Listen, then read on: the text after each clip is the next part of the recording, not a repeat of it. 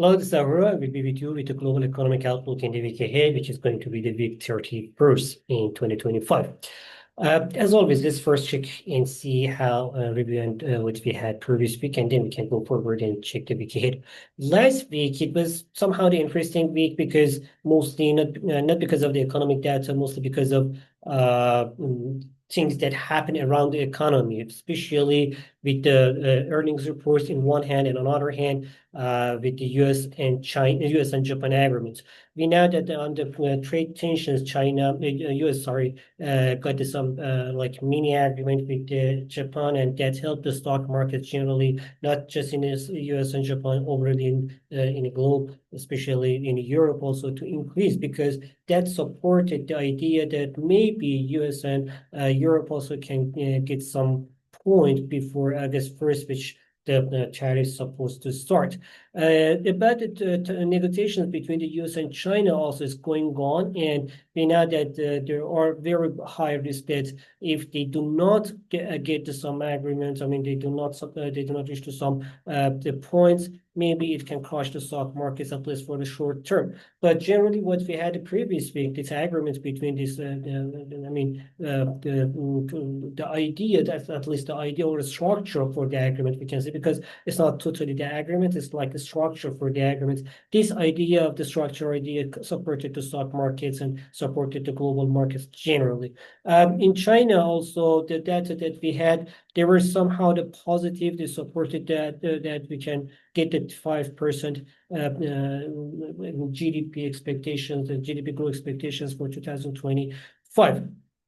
In second quarter, we got the 5.2% based on the data that we had so far. In United States, with the great economic news that we had generally, because when I say about the great economic news, not to say the great, because not they were actually somehow the great, because compared to the other economies, like compared to the Europe, compared to China and other economies, production data, service data, all they were better than the U.S. rebels, especially compared to the Europeans. They had a very better economic data, which is supposed to support the overall idea of the economic is fine, and it's in a combination condition, and the central bank still can continue this current policies and the current rate. That's because the economic data support the idea of holding the current rates. We will see what's going to support. What we will talk about the central bank actually, because Fed we're going to have the meeting this week later. On the earnings front, on the earnings front, Google had a very good earnings supported to stock market, especially the 32% gain in the Google Cloud. That had a very good earnings report. But on the other hand, Tesla with 16% lose in the general sales lost the expectations and somehow disappointed its investors. Generally, the Tesla couldn't get the point that it wanted, mainly because maybe we can connect that to political activities of Mr. Musk, Elon Musk, that can somehow we can say somehow that it affected on his factory and economic activities.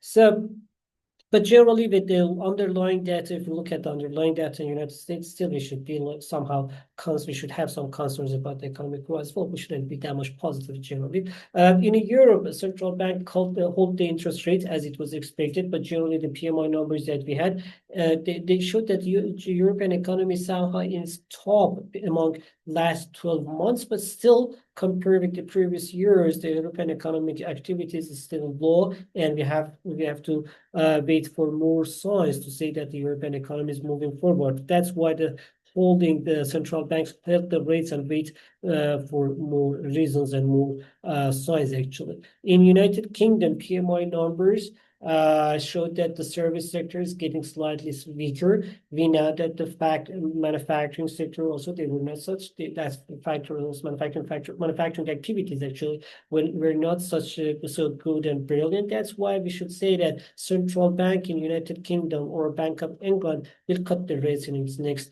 meeting. In Asia, as mentioned, in China, with the 5.2% GDP growth printed in the second quarter, and with we know that the central bank mentioned, the officials actually mentioned that if US and China did not get some agreement or not some structure, or they don't agree on the trade tariffs, they're gonna start, the central bank and the government in China, they're gonna have the more stimulus, which can somehow bring the idea that central bank in China, Chinese government trying to mention that, trying to emphasize that we're going to get this 5% GDP expectation that we want to we planned at the beginning of the year. In Japan, we know that the economic data that we had, especially the inflation numbers, showed that the inflation is somehow getting slightly slower. Core inflation get to slower to 3.3%. Previously, it was 3.5, 3.6%, slightly slower. With these numbers, maybe the central bank's rate hike can get slightly later, but still it's not out of the picture. Still, we wait that central bank in Japan to hike their rates, but we're gonna see, this is what we expect to see, but not this that I mean this inflation data that we had. It means that it's going to be a little bit later. Not, I don't think that we're going to have the interest rates hike in the next meeting that we're going to have in this week. We will talk about the next week ahead. On the other economies around, among the emerging economies, especially in Turkey, while we were expecting 300 basis point rates cut from 46.50 to 43.50, they cut the rates by 350 basis point to 43%.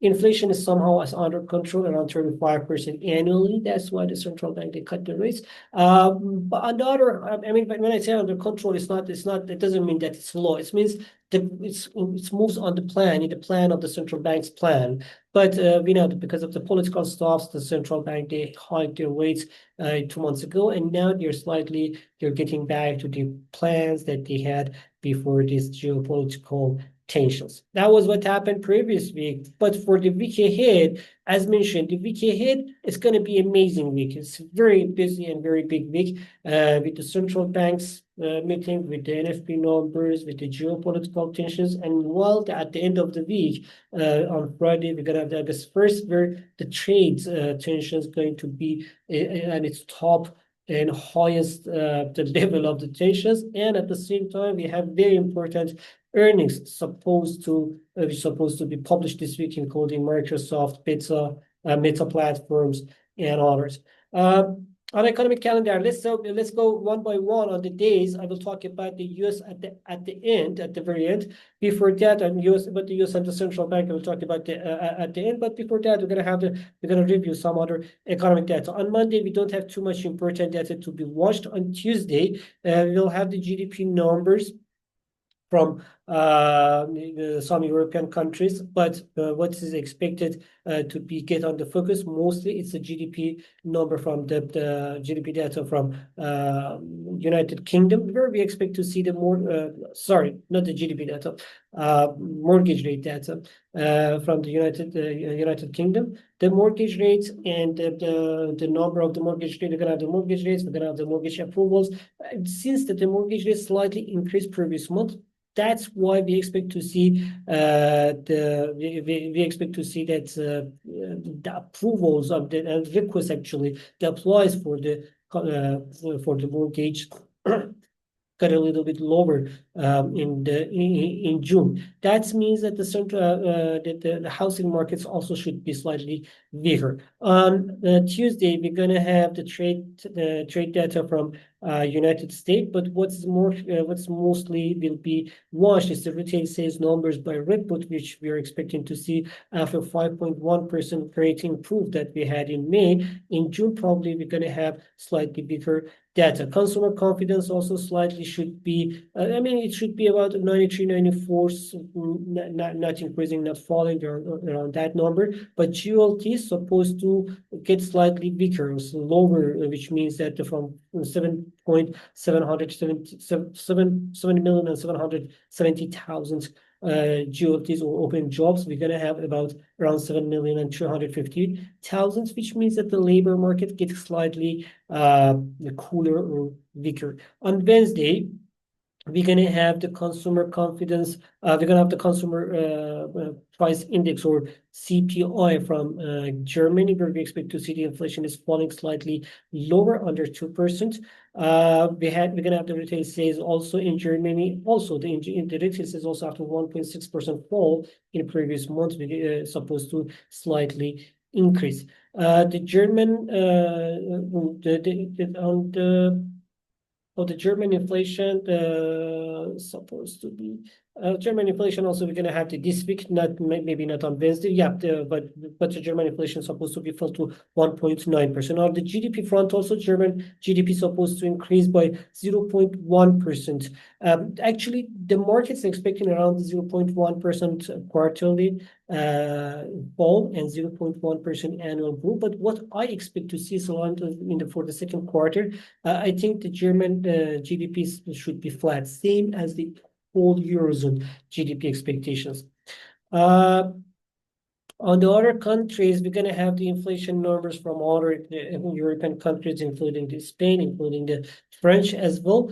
GDP for whole Eurozone supposed to publish also on Wednesday. Consumer confidence, no, the inflation, Eurozone inflation, supposed to be published on Friday. On Wednesday, we're going to have the GDP numbers. We expect to see the 0% or the flat number for the second quarter. As for inflation, which is supposed to be out or published on Wednesday, Eurozone inflation is here. Eurozone inflation is expected to be around 2.3%. Not big difference. That's actually these numbers. They're going to be the flash numbers or the primer data. But generally, the inflation is supposed to say that inflation data is supposed to show that inflation is somehow under the control. The German inflation also, as mentioned above, it's going to be published on Wednesday. It's going to be published on Thursday, and we expect to see inflation is going to fall to 1.8% from previous 2%.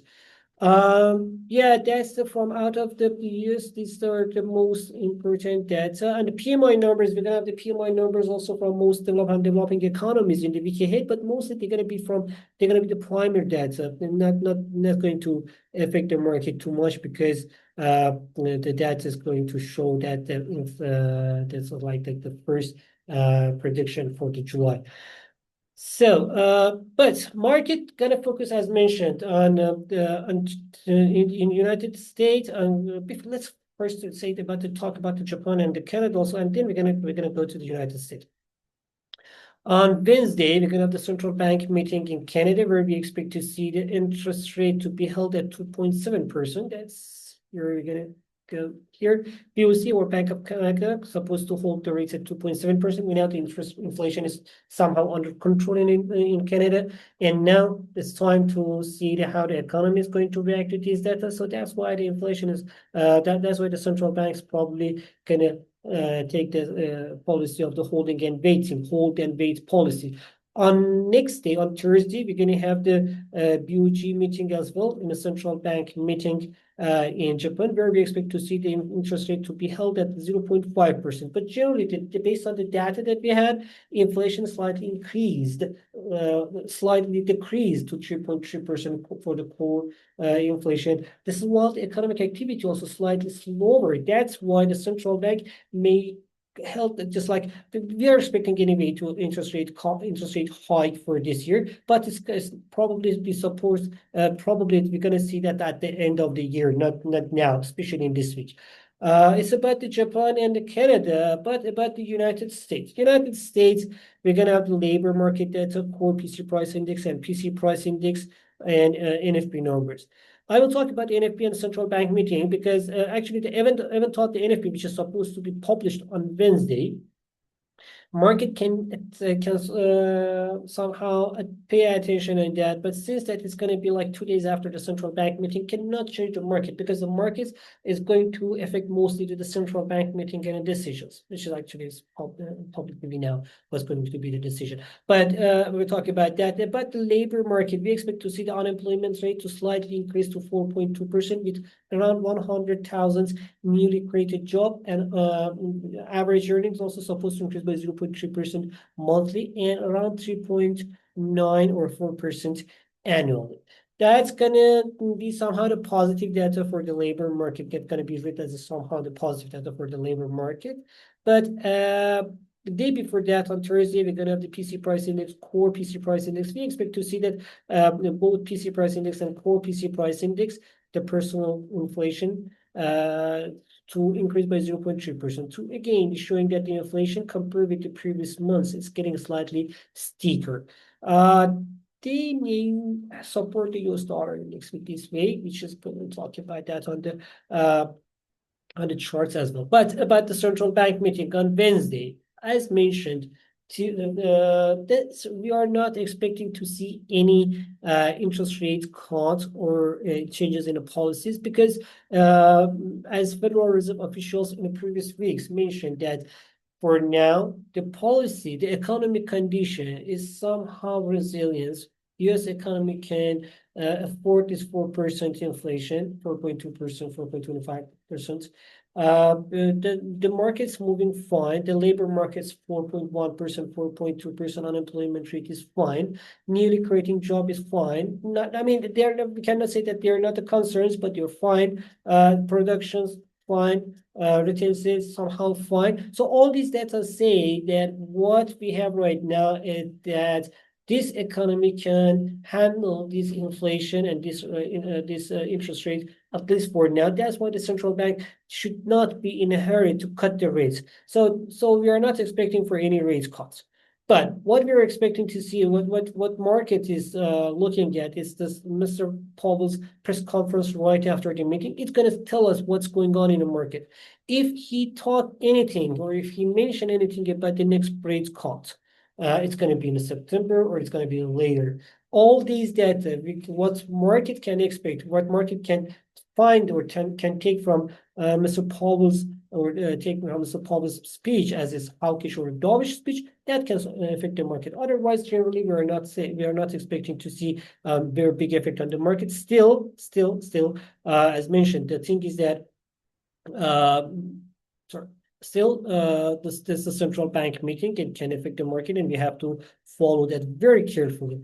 And let's go to the chart. Before moving forward to the chart, I have to mention once again that in the week ahead, the earnings reports will be at the center of stages, will be very important. And I guess first, on Friday also, is the deadline or the last days when the interest rates, when the tariffs going to be started. If the countries they don't reach to any agreement or the framework or some points with the United States. So that's why it's going to be very important. If especially the China cannot reach any agreement, cannot reach to any structure or the point with the United States, it may crash the markets. But that's the high risk of the market in the week ahead. As for the US dollar index, the DXY technically find very nice support and very good support around 96.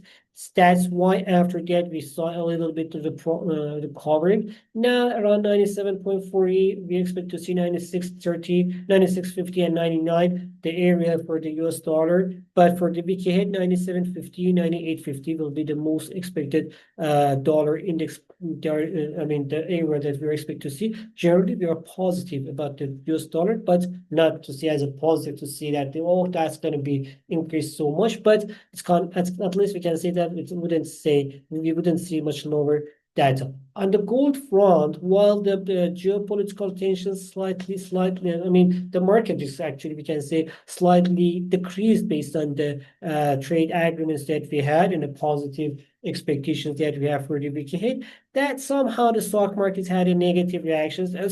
Gold market had a negative reaction to that, but against the stock market that they had very good reactions. So gold slightly decreased after reaching the 2 months high around about 3,400. But now we can say that in a correction, we are in a correction movement. Now we expect to see the prices around 3,300, 3,220, 30.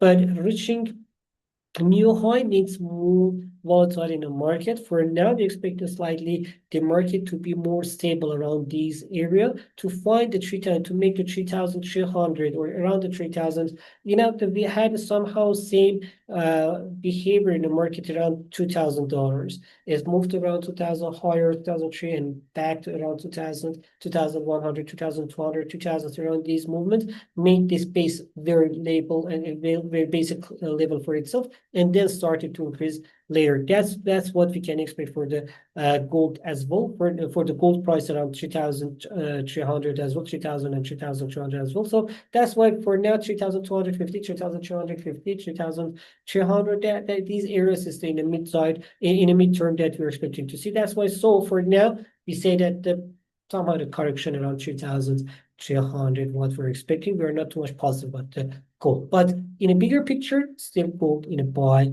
level, and any price fall around 3,000, we can call it as a buy signal. In the energy market, oil supposed to the oil, because of on Monday we'll have a OPEC Plus meeting.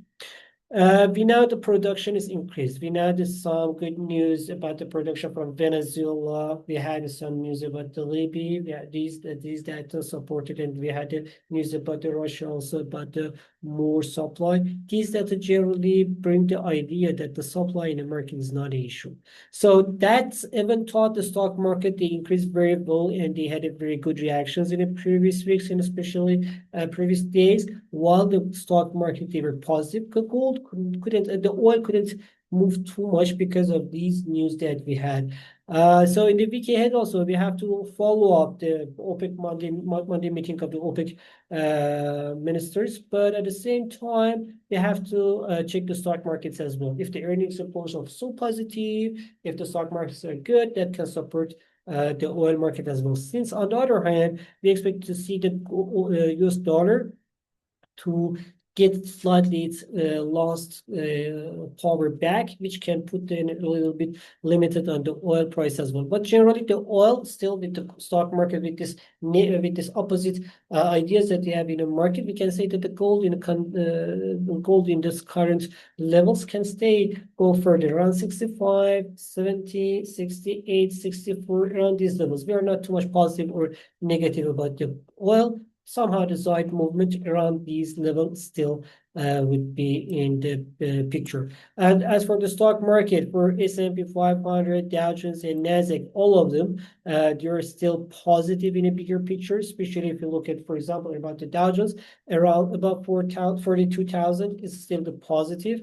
But any movement to be changed on the market, they have to fall back under 41,000, 50% of its Fibonacci from previous movements. But generally, what we can say in the market, still technically, fundamentally, we see some support in the markets, and now still for the next target, we can talk about a 46,000 if the price can hold itself above 42,000. As for the cryptocurrency market, after new high, take profits, taking the profits, especially, and the fear in the market somehow supported the fall. We know that the price, after reaching 120, about 123,000, fell to around 113,000. Slightly recovered around about 170, but generally now we are in a correction movement. But in a bigger picture, yeah, it's still positive. But now I think the correction towards is 114,700 is the 20-day moving average. Correction towards this side would be at the in picture. Falling under 20 daily moving average, under 114,700, can put the 109,000, these area in this good line. But generally, in the bigger picture, still, as long as it's trading above 100,000, it's still a positive right now. For now, maybe in the short term, we're gonna have some correction. This is what happened previous week and what we're expecting for the week ahead. If you had any other question, don't forget to write in the comment section. I'll try to get back to you as soon as I can. Have a good time. Bye-bye.